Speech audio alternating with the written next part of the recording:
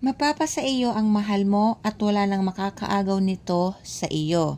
Gawin mo lamang ito ng may paniniwala at isipin mo si target mo habang ginagawa mo ito. Paalala po mga kaswerte, ako po ay hindi gumagawa ng ritual at hindi ako nanghihingi ng pera kapalit ng ritual, kaya mag-iingat kayo sa mga scammer na ginagamit ang video ko para mang-scam. Gawin mo ito araw-araw. So sa isang malinis na papel, isulat mo lamang ang tunay na pangalan ng target mo.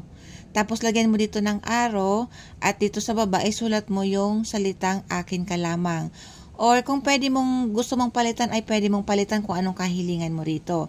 Pagkatapos ay lawayan mo lamang ito, huwag ka na pumandiri ng iyong laway at dahil galing din naman yan sa iyo. Lawayan mo ito para mabigyan mo ito ng enerhiya. Pagkatapos ay tupiin mo lamang ito papasok sa iyo ng isang beses, tapos sunugin mo ito. Sunugin mo ito sa kahit na anong klaseng panunog, pwedeng lighter, posporo, kandila. Yung abo, isaboy mo lang sa hangin.